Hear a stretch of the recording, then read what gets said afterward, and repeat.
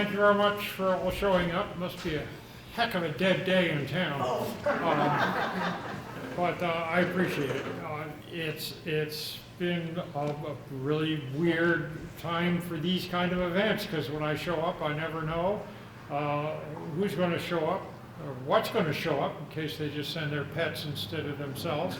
But I'm here to tell you that you guys are by far and above the biggest crowd I've had all season. So kudos to you. Thank you very much. You obviously got all my checks, so thank you. They didn't bounce after all. Normally I wander around, but I've been asked to stay near these protuberant devices because apparently I'm being recorded for future litigation. So I guess I'll just stand here woodenly, but I'll wave my arms around like I usually do for those of you who've seen me in action before. Speaking of which, I get used to it.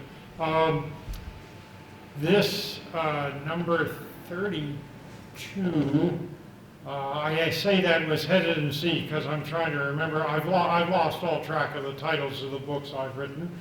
I do know that I wrote 33, but that's not the one we're talking about because that's at home being edited if I were at home editing it.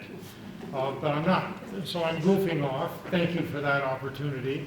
Number 32 is named Mark Mann. And since I occasionally hand out auction winner names to characters within my books, I'm here to tell you that you are now somewhere in this room in the company of a nefarious woman. So be careful, watch your wallets. She's apparently deeply unstable and is known to lash out spontaneously. So, you know, one moment she's just fine and dandy, and the next moment she's in a book. So, with a name like hers, I couldn't resist. A lot of people, I do about 8 to 10 auction winners per book.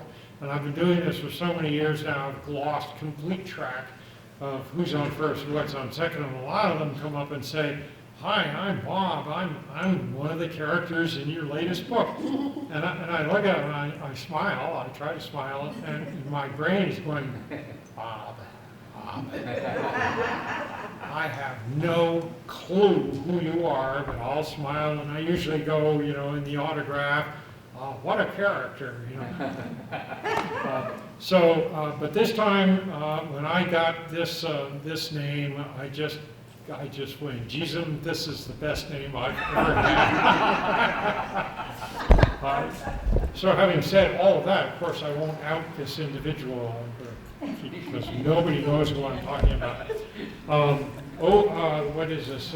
What did I just say? Mark Mann. Mark Mann takes place primarily in Brattleboro, but 1/3 of it takes place in Rhode Island. Just sort of warm you up to the notion of what it is you're about to buy 5 copies of. I gave in to fantasy in this book that I have had for as long as any of us have been alive, really. As we travel around New England, we see these huge mill buildings. And of course, the windows are mostly broken, and they're mostly empty, and they're mostly recognized by the Environmental Protection Agency as cesspools.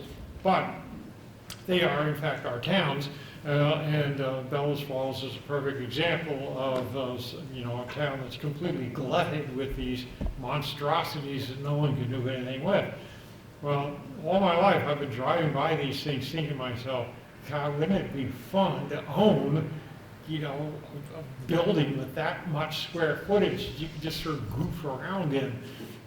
But even I have that much sense, so I've never yielded to that temptation, nor do I have that kind of money, since it's complete nonsense. Therefore, it's food for fiction. So I decided that in this book, I would have a man with more money than no sense, and he would buy a mill building. And of course, what do you do when you buy a mill building with 150,000 square feet in it? You turn it into a single family home. with a bathroom and everything. So he does that, but of course, as I said, he's rolling in dough, so he really does it up. He probably spends $1 million renovating the thing. The floors are heated, whole thing is stripped and put up. All the windows, you know what kind of windows I'm talking about, those are all soundproofed and double paned, and I mean, I went crazy because it's all made up. Well, then of course, if you have a single family home that's that large, you want to put your single family into it. But nobody likes him because I failed to mention to you that this is a psychopath. Don't know why I would think of that in these present times, but you know, it's in the air. So in he goes, and he looks around at his family, and he blackmails them, he coerces them, he buys them, he compromises them to the last person, and therefore forces them all to cohabitate with him. And then he dies. Now, this is before the book even begins, so I haven't given anything away. Suffice it to say that on chapter 1, there is a medical student hard at work in Burlington. Now, my family is very big, actually they're very cheap, but they're very big on giving their dead bodies themselves away to science. That way none of us have to pay the funeral expenses. I think this is very thoughtful. I intend to do it myself, but of course no one would want me, but maybe my colleagues would, but that's a different story. In any case, my mom, my dad, all these people go up to get carved on. And I thought, well, this guy, the owner of the big building, he's so demented that, of course, he would think that his dead body is a monument to science. So he gives himself over to the medical school in Burlington, and eventually 6 months before the book begins, there he arrives. Well, in chapter 1, this medical student is carving away because you have to, no exceptions allowed, even if you develop into a psychiatrist, MD, you have to go to anatomy class. And let me tell you, it's as messy as you imagine it to be. I love anatomy class, but I'm a messy guy. So this fellow is carving away, and he has the professor sort of standing nearby, and as he gets up to this portion of the body of our late lamented or unlamented psychopath, whose name is Mr. Lyons, by the way. So Lyon is lying there curiously not saying a thing, and the medical student is carving away, and he finds something up around this region of the throat. And he says, "What's that?" Which is a good thing for a student to occasionally ask. And he looks over at the professor, and the professor pulls down her half glasses, looks over the top, and she says, "That is a homicide." Now that's the beginning of a book. Wow. So I made it the beginning of the book. Well, it also means that what's left of Mr. Lyons, which is kind of unattractive at this point, leaves the medical school. He's no longer donating himself to that science. He has just donated himself to the medical examiner's office science. So Beverly Hillstrom gets it. Beverly Hillstrom picks up that walking, talking device that most of us share. I don't happen to have one, but you know. And she calls, who? Joe Gunther, of course. So Joe Gunther picks up the phone, and the game, as Conan Doyle used to say, is afoot. So that's Mark Mann in a nutshell. Suffice it to say that Joe Gunther, having been called to duty for this very exotic and rather strange crime of the guy who started the book dead and who deaded him, so he must go to the mill building, and he gets introduced to this really weird consortium of family members, all of whom are very bitter and, of course, kept close company with the psychopath. And what did that make them? Fellow travelers. So this is a very weird bunch of people. Now, who's read the book? Has anyone read the book yet? Aha! Of course you have. You had to read the book before you called your lawyer. That's understandable. Yes. I'm married to my lawyer. Well, I know, but if ever there was a conflict of interest. I'm sorry, but do I have to explain everything to you? So, can't remember what I was saying now. Blew that one away, didn't I? Anyhow, he goes to the house, he examines all these very weird people, and gets introduced to some of their conflicts, many of which are being worked out as we speak. So if you think that this is a book about one dead body, think again. This book is complicated enough. That's where I was headed. It has got more people than I usually have, and it's got more layers than I usually have, to the point where I actually put some charts into the book. And I've been sort of asking around, did you find the charts useful? And everyone's going, yeah, I sure did. I love charts. And I loved it when I was a kid, and we had these plays, remember the plays, and they always had the cast of characters. I found that incredibly useful. You know, I'm lost somewhere in Shakespeare's 43rd play, and I'm going, who the hell is that?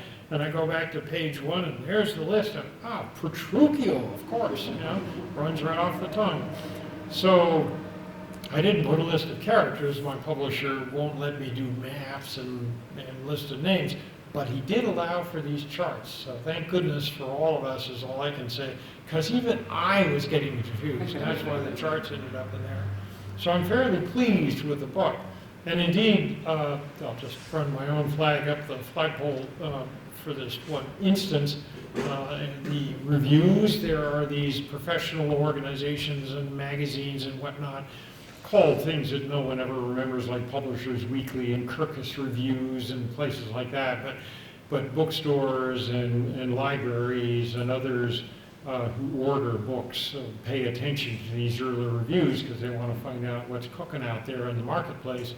And these organizations have given starred reviews to this book and all that, so I'm feeling fairly flush. Either that or everyone nodded off after chapter 1 and really liked what they'd read so far. So, but whatever it is, it works for me. I'm a happy camper. So for once, I can absolutely say that other people think this is a good product. So we're back to buying 5 copies. And sales pitch was just concluded. Turns out the psychopath, by the way, and you can read this from the flap jacket, so I'm still not telling you too much, is from Rhode Island. Why Rhode Island? Because I didn't know it very well, and I always write about things I don't know very well, so that allows me to research them and find out more about them and share that with you guys, which I love doing. So I went down to Rhode Island, and I was particularly attracted to Rhode Island because when I was a kid, Rhode Island was the single most crooked state in New England. I mean, why should I resist such a call from the siren? Between the Catholic Church and the mafia, Rhode Island was tied up in knots. I mean, you know, the mayor of Providence was running for office and being reelected from jail. So that says something. That really cut down on his travel expenses enormously. Good old Buddy, remember Buddy. Anyhow, so I went down to Rhode Island. I found it sort of sadly cleaned up. It's much better than it used to be, but it still has enough tacky remnants that I had some meat to chew on. Now, speaking of chewing, it also has some very alarming eating habits. I mean, you and I know what clam chowder should taste like and look like. In Rhode Island, they've come up with clam chowder you wouldn't even, recognize. It's sort of watery and red. It's delicious, by the way. I highly recommend it, but it looks really weird. And there's a lot of other foods down there that I occasionally touch on and talk about. Not all of it's really good, but all of it looks strange enough. So I throw some of that in there. And who better than I, who is still fond of Spam and Velveeta, to recommend food to anybody?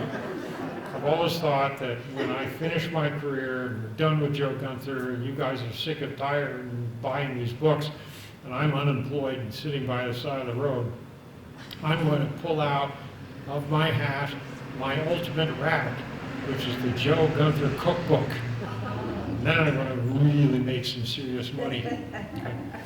But until then, you'll just have to contend with whatever I put in this book and roll your eyes wondering how is it that Rhode Island has survived as long as it has. So that's sort of a marked man in a nutshell without my giving anything away. So now I will do what I always do. How many of you have seen my song and dance before? Well, that's a good enough number to recognize that this is the moment where I lapse into awkward silence, waiting for the first question to come from one of you, because my biggest question of the day is, why in God's earth would anyone come to see me? Bottom of 6 kids, I was harshly reminded on a regular basis to shut up. And so here I am not doing so, and I'd love to know any questions that you have for me so I can make up an answer. It may even be true, I don't know. Sorry. Have you ever given any thought to basing a book in Ludlow? Have I ever thought about defaming and otherwise deforming Ludlow in a book? That was your question, wasn't Yes, it? that's correct. Yes, okay, right. No, but that is absolutely meaningless because I frankly don't really think of any of these towns before I throw them under the bus. I just metaphorically drive around and hit them anyhow. The way I write a book is an exercise in chaotic disorganization. I write basically from ignorance and curiosity. I'm not a guy who writes what he knows. I know in English class you're told, write what you know. I write what I just found out. And what I just found out were the answers to stuff I was curious about. You know, why is this, why is that, and what would that be like, and what would this be like? So Rhode Island, never been there, never owned a big brick building, so I went into the big brick building and I had talked to owners and managers and people who've actually worked on these things, and I figured out what all the problems were of these huge mill buildings. So I tunneled down like crazy and I interviewed way more people and I asked many more questions than I need in order to write a book. The reason I do that is because I have no outline and no plot. I really don't know what I'm going to do, but I fill my head with this orchestra of voices and interviews and conversations. I record everything just in case something slips from my mind. Like, oh, what was that? I can look it up and pull it back. And then I write the way you read. I start with chapter 1, and I kind of go, am I feeling the groove, and then I begin to go forward. So, in answer to your Ludlow question, if, at some point or another I felt that the characters needed to get into a car and head somewhere, and that something nefarious, interesting, big, small, who knows, were to occur, he might, just because of this conversation, go, oh, I haven't picked on Ludlow, let's go to Ludlow. Well, that would not only result in his going there, but it would probably result in my then, even though I'm writing, since I brought it up and I thought, I don't know all that much about Ludlow. Let's really find out what a dump it is. So then I'd drive up there and I'd probably meet you and interview you and ask everything about Ludlow. Then I'd protect your name with anonymity and out everything that you told me about nefarious Ludlow. Most towns that I write about actually come out pretty well. I like to talk about the history, the culture, and the anthropology and all that stuff, because funnily enough, I actually don't even read murder mysteries. They're of no particular interest to me, but I love anthropologies. I love stories about people. I love to find out why people do what they do. And someone once said, I don't write whodunits, I write whydunits. Now, this is not to be disparaging about murder mysteries. Let me hasten to add, I cut my teeth, just as we all have, on murder mysteries. They're fun to read. So I did the Hammett and the Chandler and the Conan Doyle and the Agatha Christie and all the standards, and there's some that were a little quirky and offbeat, that probably no one's ever heard about. And a lot of European, I even read some Japanese and Asian murder mystery writers back in the day. But then, having become a cop and an EMT and a firefighter and a death investigator and all, the last thing I want to do at the end of my kind of day is to curl up with a murder mystery. Trust me, I've had murder right up to there. I've been standing over so many dead bodies in my life, I don't even, I mean, it started in the late 1960s, it's been piling up ever since. So the number of death investigations or visitations or examinations or whatever, that I've exceeds, I don't know, well over 1,000, maybe 1,500. I've lost track. I was, back in the late 60s, I was a medical photographer, for example, in Vietnam. Was still alive and well, and I was working at a VA hospital, so they would ship bodies there, and I was paid to take photographs. I mean, I'm a lost cause. Why did I bring that up? Oh well, you asked about Ludlow, for God's sake, and here we are talking about Vietnam. All right, never mind. Next question. Yes? How did you get past the instructions for you to shut up and get into asking so many questions? I didn't quite hear all of that. That's a disadvantage of the mask of the open door, but I'm sorry.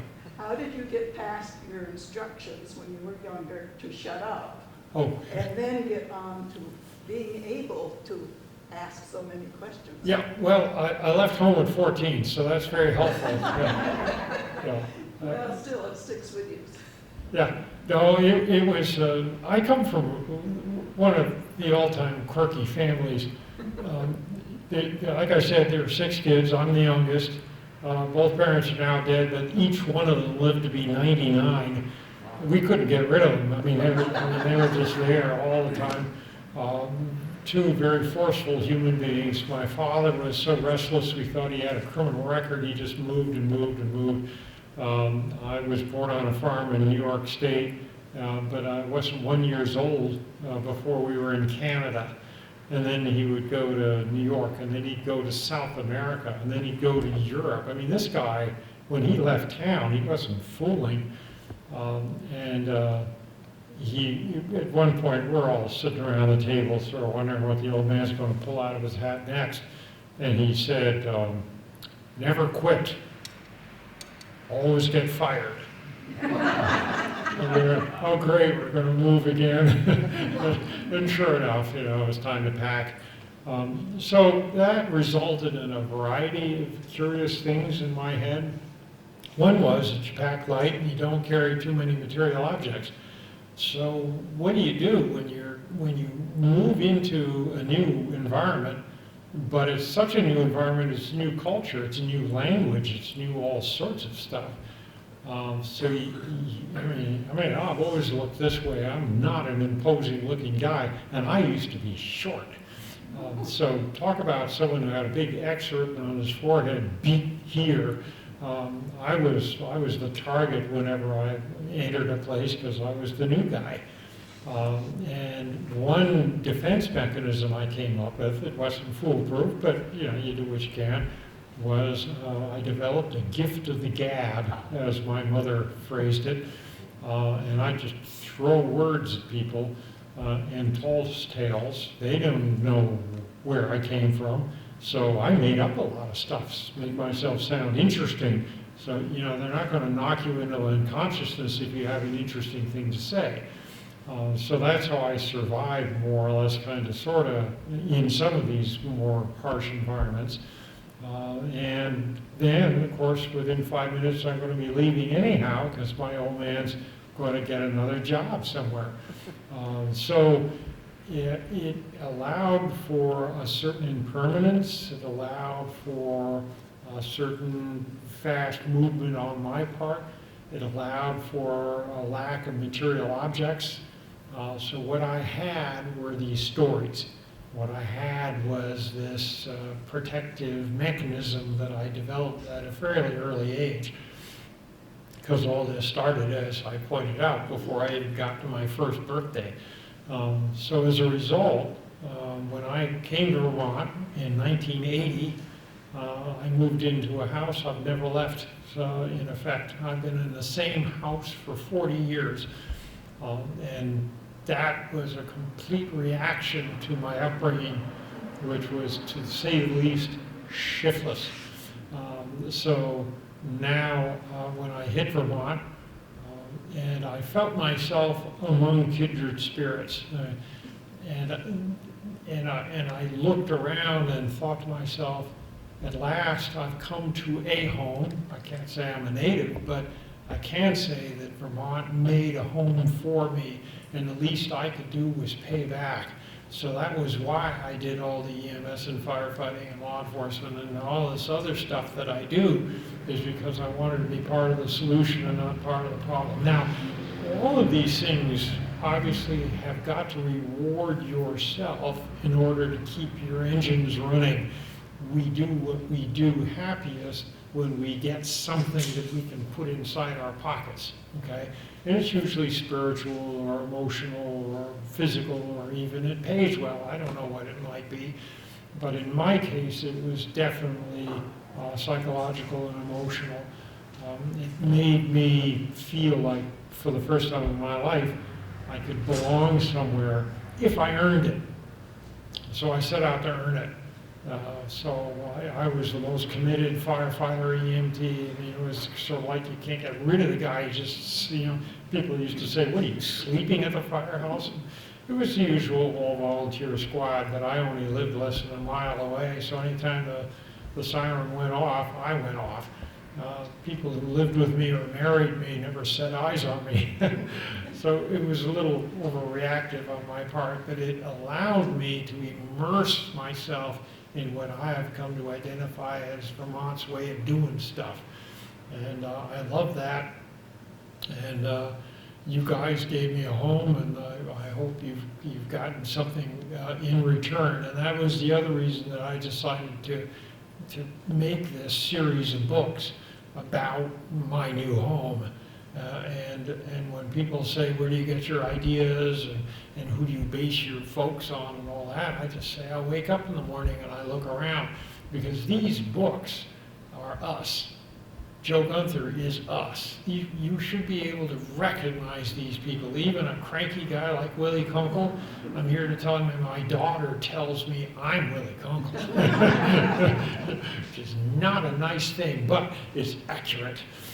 So, we all have baggage, we all have strange things that we have to control in our brains to be presentable in public or with our families or whatnot. And none of us, we all feel unique because of what we carry around in our heads and our hearts, but we aren't. And what I'm trying to do is, in this series of books, present us in all our complexity and all our contradiction and all our paradox and all our multi-layered and all our good days, bad days, in a funny kind of way. If you combine Joe Gunther with Willie Kunkel and stick them together, you've got a fully realized, dimensional human being. Because, I don't know about you, but when I start the day, I want to start the day as Joe Gunther, because he's a really good guy. He may be a little boring because he's sort of not all that three-dimensional, because he's just good. And how far can you get with that? But Willie, on the other hand, is the most complicated fellow you're likely to meet. Well, that's us too, because I'm out to tell you that if you start a day within the first hour of being Joe Gunther, you're going to have your first Willie moment. Someone's going to cut you off in traffic. Something's going to drop on your foot. Something's going to happen where you're going to express or feel like Willie does. And that's us. So this is where I get my raw material, is I just get up and start working. Now, it helps that I run around with one of these like so many other people do, and that pager pulls me on a daily basis in any number of directions. And all of a sudden, just like that, I'm in some stranger's house. They are in crisis. They are suffering loss. They need somebody to try to at least give some direction to their world at the moment. And I'm that person. I was that person either in EMS or in law enforcement or now working for the medical examiner's office. But whatever it is, when I cross that threshold, I've got two things set up ahead of me. One is I need to figure stuff out because something went wrong. That's why they called me. But the other thing I need to do is to give comfort, is to give an outlet, is to somehow provide or facilitate a way forward for everybody else in the room. So it's a double job, because sometimes these may not be very nice people. Every once in a while they've done bad things, but I need to sidle up to them and give them that sense of comfort genuinely, at the same time that, well, who knows, in extreme past cases, I was putting handcuffs on them. It's a quirky thing, but I actually had a couple of guys, not just one, but I had a couple of people thank me when I put handcuffs on them, because they recognized in those rare instances, and because the way I chose to look at this. When I was a cop, I'm retired now, but when I was a cop, I always saw that every encounter with me as a police officer should be a public relations opportunity. You do the job, you're going to enforce the law, but it needn't be like some of the stuff you see on TV all the time. The idea of beating on someone or carrying on that way, it just never crossed my mind, because that's not what you're there for. Protect and serve. That's my school. That's how I was brought up. I don't know where it ever said beat on people, so that's a disconnect for me. But it's useful, because these people thanked me because they recognized they'd gone off the tracks. And I was there in an unpleasant way, perhaps, because we got to go to jail or meet the judge or whatever. But they recognized, thank God, somebody finally muckled onto me and said, look, you need help. This may be unconventional, because I'm not going to give you a hug, but I am going to try to put you on the straight and narrow. Now, that may be retained for about 15 seconds, but because we know what we're talking about here, but it's worth a shot, you know, and if I can walk away from an encounter like that, leaving that kind of impression, hey, so much the better. Once again, I have no clue what your question was. Yes, ma'am. I find that in your style of writing, in every book I read, which is just about all of them, at the end of each chapter, I mean, I can't wait to get back to reading the next chapter. And it's gotten to the point where I go out of the house, I can be coming to Proctorsville to go to Singleton's, I take my book with me. I said, well, what if I get stuck in traffic with all the stoppages on the road? This will give me something to do while I'm waiting for my turn. Excellent. It's an addiction. Well, needless to say, I'm delighted. I'm your happy dealer. No, I actually designed the chapters that way. I try to make them relatively short. You don't want to be so obvious as to end a chapter by, he kicked the door open and screamed, you know. But you do want to sort of, I guess the trick is what I'm trying to do is that I, as the writer, I want to disappear. I want to make it your story. So you're eager to go to the next chapter because that movie is in your head.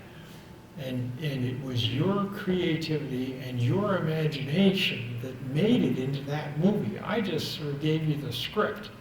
And then I fade away, and the next thing I know, you're in traffic wondering where your book is because, oh my God, you just came to a red light, the only one in Vermont. Oh, that's good. You know, let's catch up a little because you're the one who's now engaged. You're the storyteller. My husband doesn't understand it. I'll be going on his words, so I'm going to gas with my book under my arm. No, that's the plan because I started as a reader. And as a writer, what I tried to always remember was, what was it like to be on the receiving end of this? And that's what I've always tried to honor. Yes? Are there any other authors in your family? Yeah, well, we've written a few books, but a lot of them are sort of, there are a few scholars. There was a guy, if you go back 150 years ago, he was a historian. He lived down in Maryland. Actually, he created the Maryland Historical Society, of all things. He's the founder. He used to write history books. Then there was my grandfather. He was a marine biologist. And he wrote arguably one of the fundamental books on marine biology and the Bible of, this is going to make you roll your eyes, he wrote the Bible on jellyfish. There's nothing about the Medusa jellyfish that he didn't sort of bring. There's even a jellyfish deep in the ocean that's named after him. He was a super scientist back in 1900 or thereabouts. So I come from, like I said, a really strange family. And then my uncle was a curator of prints at the Metropolitan Museum of Art. And this guy was so cute. He was half my size and half my thickness. He was this little sort of sparrow of a guy. And we all have these wonderful New England names like Alfred and Hyatt and Archer and Brantz and things, names nobody else has in their right mind. And he would wander the globe looking for prints.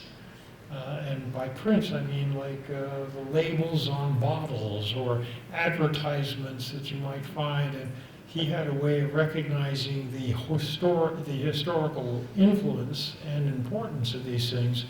And he wrote several books on art and the influence of art on history and vice versa. He was a magnificent fellow. You never knew when he might show up. This is complete nonsense, but I can't resist. He showed up when I was living in Europe because, like I said, we bummed around like crazy. So I'm in Europe, and at that point I was working for a French magazine. It was the late 60s, and there's a knock on the door, and I open it up, and there's my Uncle Hyatt. And I'm not at all surprised. Hyatt would pop up anywhere.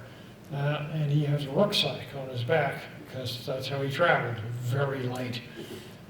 And he's in this shabby black suit. He was always in a shabby black suit with dusty shoes. And I said, well, great, why are you here? He said, oh, well, they're putting on some silly thing. Well, of course, it turns out they were probably going to hang some medal on him or something because he was a big cheese. But no one ever knew about that. And I said, well, come on in and we'll dust you off and whatnot. Well, he comes down several hours later because he's got to go to this presentation, and he's in a tuxedo. So, okay, what pocket did you carry the tuxedo in? And he said, oh, no, oh, good Lord, no. And his eyes all lit up. He was just in love with these innovations and whatnot. He takes his tuxedo and he turns the label, the lapel over, and it's got snaps. Right. Nobody noticed there were no stripes going down the side, so he had a cummerbund and shiny lapels, and he did keep in his pocket or in the little backpack. And anytime he needed to go formal, he just snapped things on, and all of a sudden he would, dusted them off, polished his shoes, and he was very formal. Clever. Yeah, exactly. This is this, wonderful fellow. You had a question in the back, sir. This was probably so long ago you may have knocked off. But You went some way towards answering it. In your earlier books, your little biography in the dust jacket said you were a photographer and you were in the political realm and things like that. And I just wondered, well, now you said you made things up just to be interesting, so maybe you made all that up. Were you writing all that time, or did you come to Vermont and separate? As a writer of books, I began in 1975. At that point, I was a scholarly editor at an academic press, the University of Texas Press in Austin, Texas. And I had created the most egregious of sins. I had found a manuscript in an archive and actually made kind of a bully out of myself by insisting that the press publish it. And as a result, it ended up on the New York Times bestseller list for 6 months, something I've never been able to do for myself, but I did it for them. And that caused a problem. And the problem was it made money. And in those days, This was back in the mid-1970s. If a university press makes money, that's an embarrassment, because somebody's going to come knocking and saying, well, you're supposed to be losing money, that's why we have you, is to look good. You know, we don't want people pointing their fingers and saying, oh, you people are all about football teams. Instead, we can say, no, we're losing money through the university press. You know, so you know, we're good. This is what we do for scholarship. So you just gave us a black eye. And I'm sitting there scratching my head going, hang on, I thought that was my job. Apparently not. So they restricted me basically to quarters. They sort of said, don't do that again. Well, okay, so that's my job, but I can't do my job. So I'm sitting in this nice office with a view out the window, but I got nowhere to go and nothing to do. And I even pushed the envelope a little because I found another project. And it was obviously going to be a bestseller because it was a really good project. And the director of the press told me to bury it, and he did.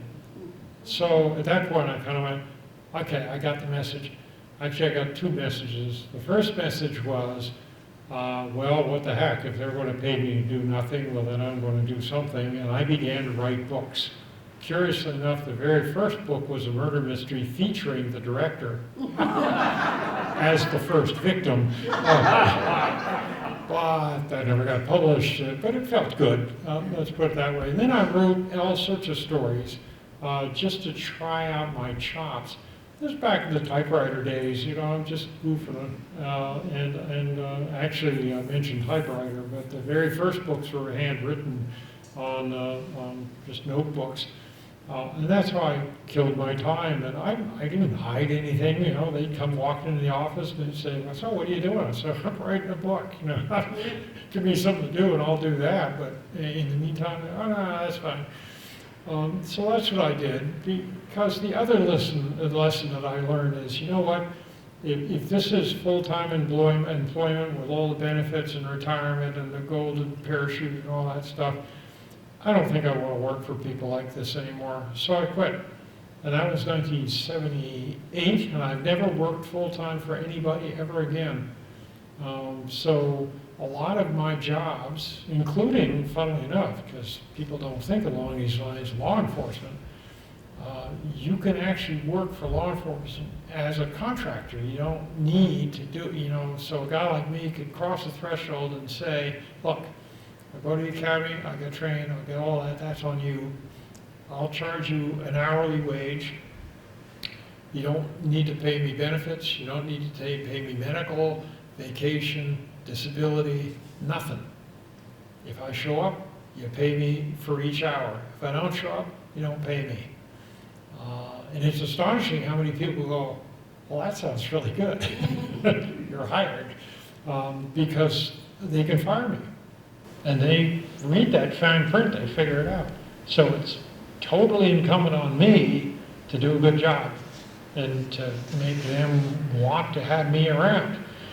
Now, whether it was a full-time gig or whether it was a contractor arrangement, that allowed me to do an enormously varied number of things. So I was a theater photographer, I taught photography, I was a news photographer, I was a theater photographer, so I got all that stuff. I was a medical photographer, I did a lot of that stuff, but I was also a news writer and a magazine writer and other things. So a lot of these were storytelling. Photographers, after all, what are they doing? They're telling stories through images. And when I write, even the books that I hope you're all enjoying, those are visual experiences. So visual snapshots is how I was brought up. My father, you know, the unkillable old man, he was a snapper. Talk about a guy who was brought up witnessing the first of the portable cameras and whatnot. He used to build his first cameras.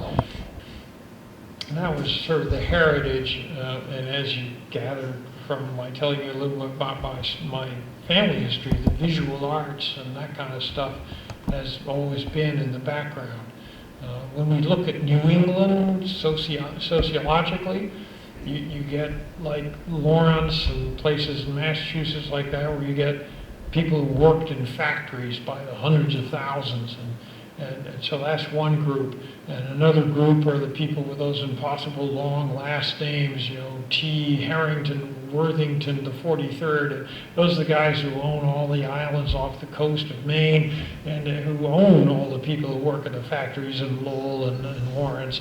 And then and so forth down the line of the New England historical snapshot. But there's a little tiny wedge of scientists, scholars, princes of science and the arts, and they're New Englanders. Andrew Wyeth, you know, people who have New England associations of one sort or another.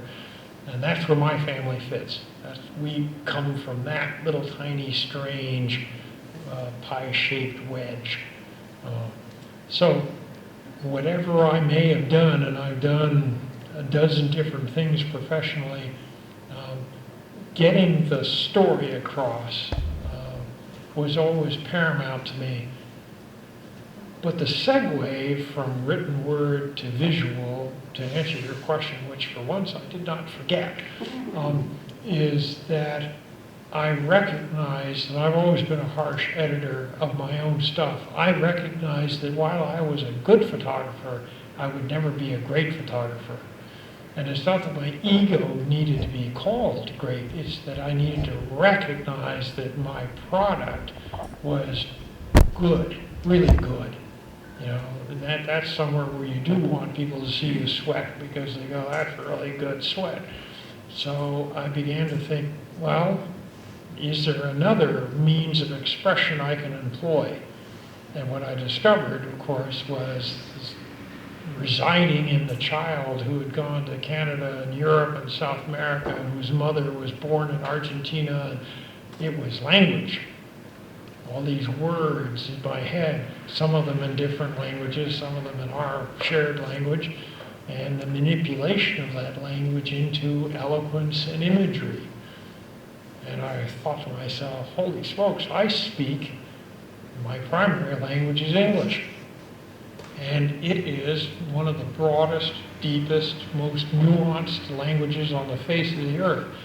And among all that choice is a melody, or at least is a choice of words that is so varied and so profligate that you can make poetry out of it. You can make music out of language. And I began to look at this as in a whole new way. So each book that I write, I'm fully aware of the fact they're murder mysteries.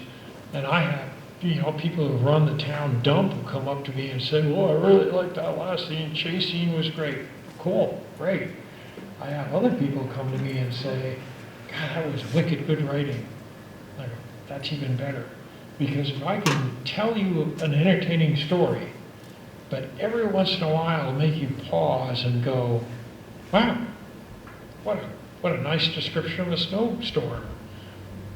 That totally works for me. I don't see why a mere murder mystery can't also be the best writing you're capable of. So that's what I'll try to bring to you every year. I know I could probably write more books a year and make more money, but I'm perfectly happy wedged in the middle class where I happily am, driving a second-hand truck, or today actually a motorcycle, so thank you for that opportunity. It's getting cold though.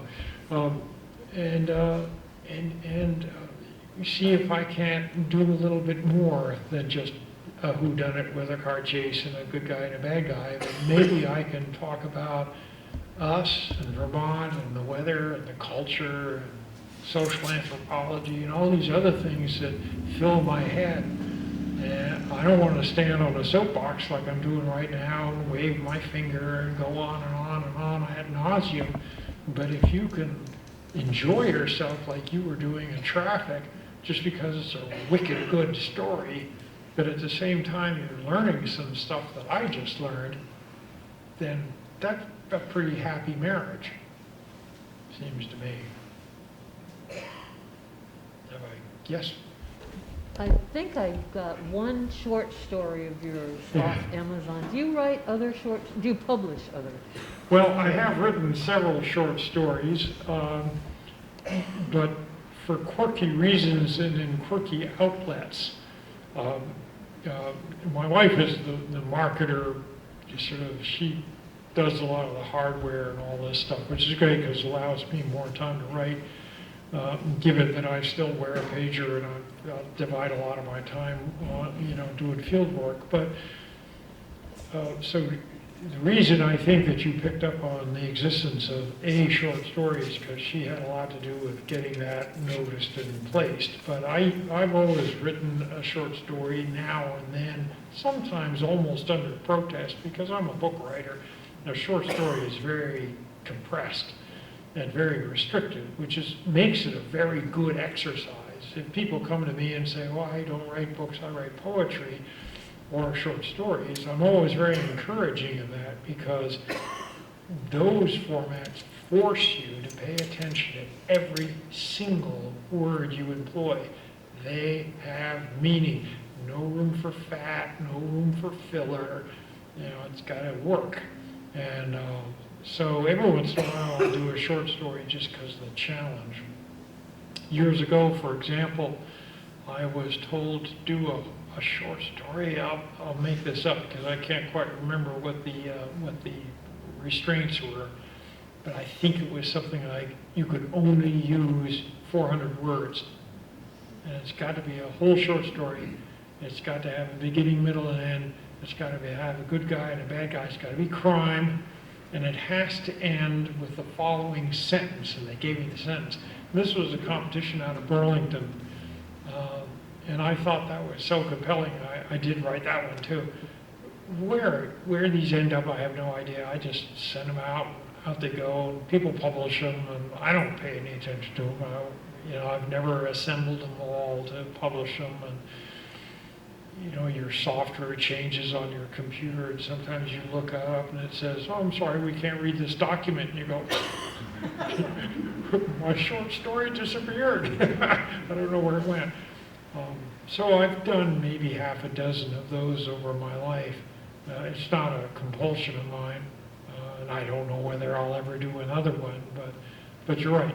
I do have one that people can probably actually get online and through my website, and you can thank my wife for that. Yes? I'm a middle school English teacher, and I'm making my class write mysteries at the moment. So I'm wondering, what's the advice you give to a 13-year-old about writing a mystery? About how to write a mystery. 13-year-old. Yeah. They're not going to like it. Because I remember that age. And I remember that everything you wrote was perfect. And the reason that everything you write is perfect is for two reasons. One is you wrote it, and it was an assignment, and it's done, and now I want to do something else. That's rule number one. Rule number two was because once you've written it, you're sick of it. Sadly, the problem with rule number two is that once you've written anything, you're halfway done. Now, all I can say is that a crusty old man like me, who has been engaged and embraced by Social Security for an embarrassing long number of years already, having said that, and a guy who's written, including history books that I used to write and everything, 35 published books, okay? I still, to this day, when I write a book, remember I mentioned book 33 in the Joe Gunther series, which is being edited, I'm going to have 4 months ahead of me where I will take that 300-page manuscript and rewrite it, and rewrite it, and rewrite it, and edit it, and edit it, and edit it. Mostly what I'll be doing, and this is key to the 13-year-olds, is cutting. They all overwrite. They all jam it with filler. They have enough idea to do 1 page and the assignment is for 4 pages, let's say. So they just sort of say the same thing 4 times. And unfortunately, if you say it once and you said it well, you should move on. These are hard lessons. And I remember editing my daughter at one point, and she gave me a manuscript and it's an assignment, and I said, really? I used to be an editor before I wrote, so I'm not going to play favorites. She said, lay it on, Dad. So I did, and I gave it back to her, and she gulped hard and learned from that. Years later, she calls me up. She says, you're going to love this. We were doing peer editing in school. She's now in high school. And she said, so we traded papers, and I got this girl's paper, and I applied the Archimere School of Editing. So, well, my own manuscripts, the ones that I edit of my own work, you could barely see the typescript for all the pencil marks. I mean, I just cover these things. Well, that's what she did. And so she gave it back, and she got her paper back. Her paper said, nice job, with a smiley face. Oh God, she looked across the room and this girl, tears totally shattered, end of her life as she knew it. It's not easy, but you gotta do it, because what you write represents who you are and your efforts and your brain and your ability to build. Maybe the translation is, since we are manual people by training, I don't know about you, but I was brought up in a woodworking shop and I still have one to this day. I like tools, I like building stuff. I'm a guy, I suppose, but my daughter, same way. She, first gift I ever gave her was a pocket knife and a facility with tools. And I guess if you can take away the idea that this is a homework assignment and that you're using words, and instead you superimpose the idea that this is wood and nails and hammers and screwdrivers, this is something that when you step back from it, it should be a table that carries weight. And more than that, it should be a table that people want to sit down at and run their hand over the top of it, go, nice job. Now, if you can make that translation that everything your brain produces is something you should be proud to stand behind, then it deserves your effort and your sweat and your sense of frailty. Because it's key that you recognize that everything can be improved. Everything you do can be better. It doesn't mean that you've done poorly. It just means that that in effect, you never learn through your successes. You learn from the things that will make you better. And oftentimes that's the quote-unquote failure, which is a bad word used, but certainly my father brought me up that way, and I'm grateful for him having said, you only learn through your mistakes.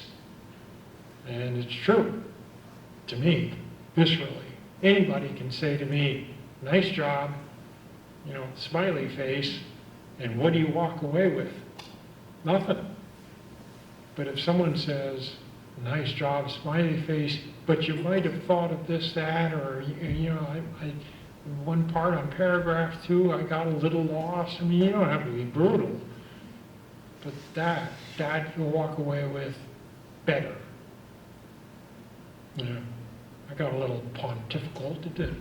Sorry about that. The stuff, what we do in life, fixing cars, I don't care what it is. It means a great deal. I got an email from my next door neighbor. He wrote me up and he said he's been doing some serious work, construction work on his house, and my office looks right there, and I can see what's going on. He suffered incredibly from erosion. Recent rainfalls wiped out one of his roads, It's been a nightmare for him. And he spent a lot of money fixing this up. And he said, I'm sorry for the noise, and I'm sorry for the trucks, and I'm sorry for the gravel and all that stuff. It just wiped me out, and I'm doing the best I can, but I know what it's like to live next to a construction site. And I said, oh, are you kidding? The guy you got operating your backhoe, Nureyev, should weep with envy. This guy is an artist. I mean, my God, I don't know how much the big backhoes weigh. I mean, the monsters. If he's got a monster, and I swear to God, I've seen clumsier cooks throwing a little bit of, sugared powder across the top of a cake. This guy takes gravel and he tosses it out of the bucket of a 16-ton machine as gracefully as I might glide through the water. It's just a sight to behold. So I wrote back to this guy and I said, are you kidding? Writers love to be interrupted. And if I can be interrupted by such a sight of grace and capability, then my God, do more. I wish you ill so that you will just keep employing this fellow. And I could be the happy observer. So there's a case of writing, if you will. And if that's what one of your students can take away from this thing, if they can get that snapshot in their head, then all of a sudden the onerousness of the obligation disappears. Practically, I promise I'll shut up on this, but practically speaking, let's say you give them a 4-page assignment, which is probably too much, but let's say it's a 2-page assignment, I don't care, whatever it is, and tell them, when I give you a 2-page assignment, write 4. Okay? Then cut out 2. And it gets them into the training of slashing and burning and asking themselves what counts and what's fat and needs to disappear. I'll let it go. Who else? I killed you all, didn't I? Oh, no. Oh, there you are in the back. I've got a librarian question. What was the book that was on the New York Times bestseller list that you found in 1975? Oh, yeah, that was called the Book of Merlin, as in Merlin the Magician. T.H. White, and then I'll wrap it up, but T.H. White wrote The Once and Future King, which of course became Camelot the musical, which then for some bizarre reason we all associated with Jack Kennedy. Not sure where that happened, but lucky for Jack. In any case, T.H. White was the original writer of this. It was actually a series of novellas. The Once and Future King is made up of about 4 parts. The first is the most famous, The Sword and the Stone, because Walt Disney made a movie out of it. It turns out, when he wrote it, there was a 5th story, the conclusion of The Once and Future King. But when he wrote it, World War II had broken out. He was already self-exiled in Ireland, and when he sent it to his agent, who had the wonderful nickname of Bunny, trust the British to call each other names like that, Pinky, Bunny, get a grip, no wonder they lost the empire. Anyhow, so he sends it to Bunny and he says, here's the conclusion of The Once and Future King. And Bunny said, there's a war on, man. This is a pacifist tract. You think you're in trouble now living in Ireland? They're going to take you out into the Atlantic and drown you. So, no, we're not publishing this. Take some parts out of it, and we'll interweave that into the other 4 books, and we're just forgetting about this 5th book, which was called The Book of Merlin. Remember the army ants? The whole idea of The Once and Future King, where King Arthur is being taught or tutored by Merlin, and in order to be instructed of the bellicose ways of animals and humans, of course it was a parable, he uses army ants as an exemplar because of World War II, because of Hitler, because of all that stuff. Well, the army ants did survive. They were extracted from the Book of Merlin and put into the rest of the Once and Future King. Well, I found the original manuscript, and I not only found it, but I found that it had been hand edited by White. So I had instructions if I knew how to decipher them, so that's what I spent my time doing. And I put together this conclusion to the Once and Future King, and that's what ended up on the bestseller list for 6 months. So it was a fun project. Took a lot of time and a lot of effort because people didn't want to see it. But like I said, I was a bit of a bully, and we made it happen. So that was a fun bit of scholarship. Now I can horse around and do stuff like imitate being a police officer because I can say, I was once a scholar. Anyone else? I've worn you out. Thank you for a very entertaining hour. You made it happen, so thank you. It's all on